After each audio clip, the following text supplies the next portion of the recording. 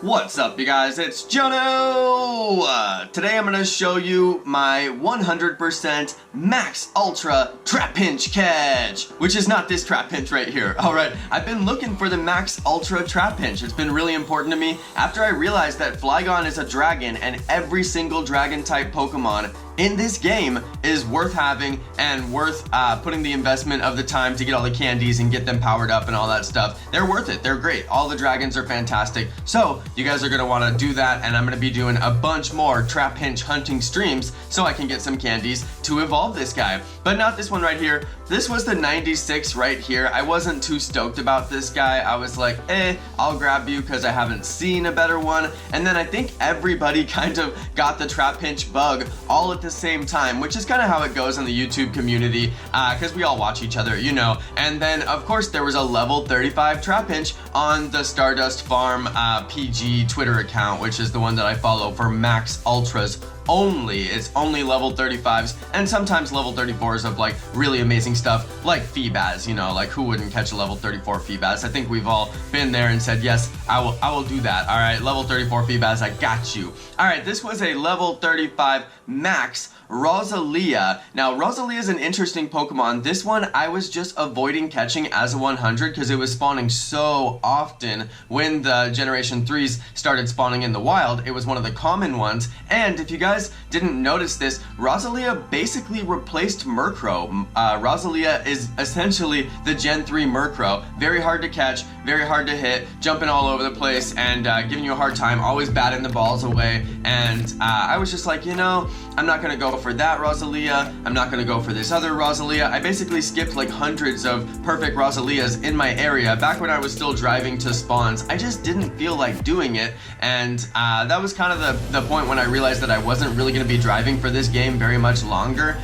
When you don't feel like doing something, you don't do it very much. And I will drive for unknowns, like if Wifey wants to catch it or something like that. But I just don't personally have the drive to drive for this game anymore. I just don't see the point. If you're going to be sitting down playing the game anyway, you may as well just be sitting on your couch, you know? I just don't see the difference aside from wasting all the gas. So anyway, I'm catching the 100 max. The 100 max Rosalia got me inspired enough to actually catch it. I was like, let me do it. So I guess from a completionist perspective, I am still doing the 100% Pokedex. There was a while where I wasn't that juiced on it, but I think it's because there was so much new Pokemon to catch that I was just really juiced on those, so I really couldn't be bothered with the other Pokemon. But the level 35 max weather boosted really gets me juiced. I'm getting excited again, so it's good. I'm staying engaged. I gotta keep myself engaged. You guys know I'm always coming up with creative ways to keep myself engaged in this game. I think it's the best game that is on the mobile phone market right now. I really have to say that. They've made some significant improvements, and it's not nearly as buggy as it was in year one, where you couldn't even open gyms. The game would crash when you opened certain gyms.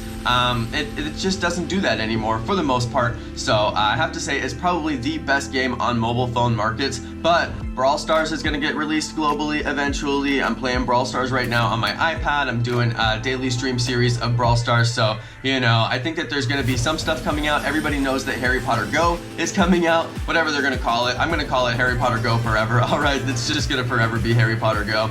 Anyway, you guys, look at this cluster spawn. This is a pure cluster spawn. I came here for the Larvitar, but I would have sat and caught all of these if I had the time.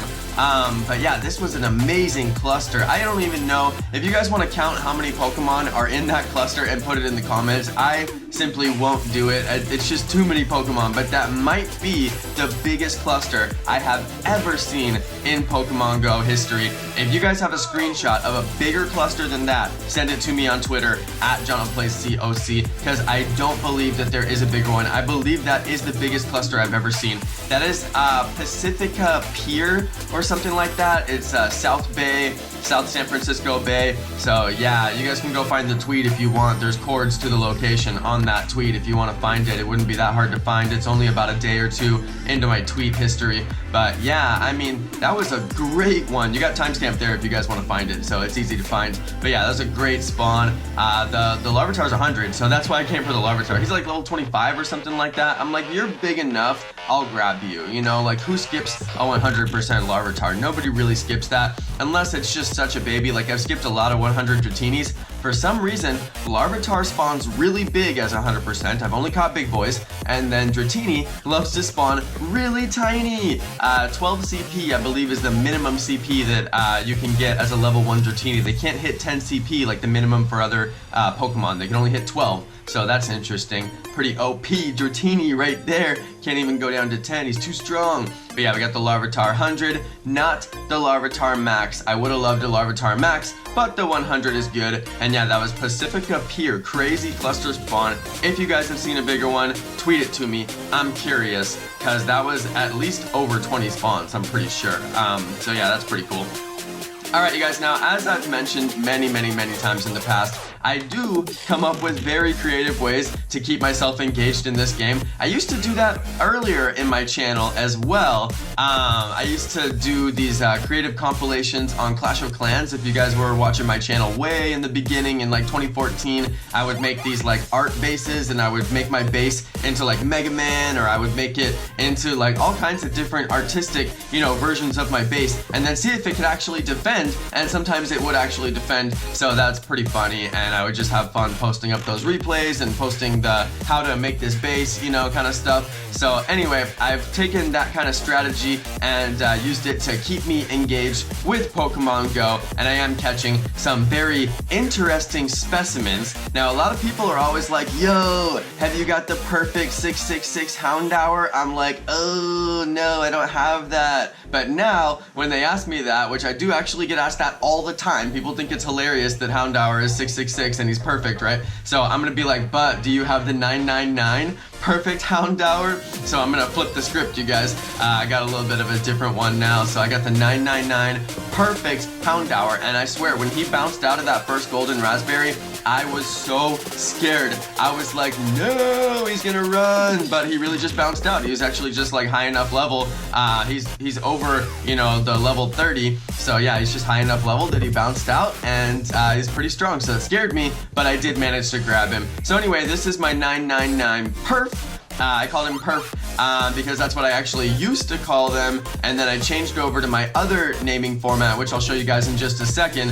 And I really gotta catch up. I have a lot of Pokemon that are not on this naming format, and I really should, because I have so many more perfect specimens. These are all my perfect specimens. I've got them labeled by their Pokedex number, so when I sort them, they're all in order, which is pretty cool. And you can see I have a lot of perfect Snorlax. I actually have more than that now. And once I get through my perfect specimens, then we have my number specimens. And my number specimens series, I haven't really done much on my YouTube channel about this. It's kind of a live series. If we grab one of these guys, I just catch them. So I've got the 111, the 222, the 333. Of course, I've got my 420 series, because you know I'm a nerd and I gotta do that. And I have a lot of them, actually. Some of them are perfect too. The 420 perf right there is the Bulbasaur. That's a funny one because he's a grass type.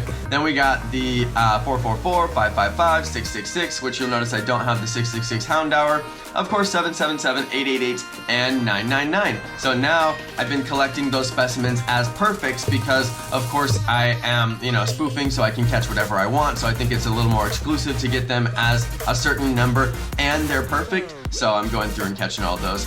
Anyway, you guys, this is the moment that we all waited for. We got a perfect Max Ultra Trapinch. I'm super excited about this catch, you guys. It is just ridiculous. I was literally thinking, as I was like tucking myself into my pillow at night, I was like, please let me get a 100 level 35 Trapinch. I would just be excited if that happened. And of course, I got it like the next day. My boy Stardust Pokemon Go, that's Alpha Delta Gamma. He has a YouTube channel. Subscribe to his YouTube channel. I gotta give the homie a shout out. He's got me a lot of really good Pokemon, so gotta say a big thank you to the homie right there. And yeah, this was the Max Ultra Trapinch. I finally decided what I'm gonna call these guys because it is pretty sick that they're max and they are 100%, so it's like you are ultra. Even if it's a common, it's still ultra because it's max and it's 100%. So I'm calling them all max ultras. That's my new name for it, Max Ultra Sniping. Alright, you guys,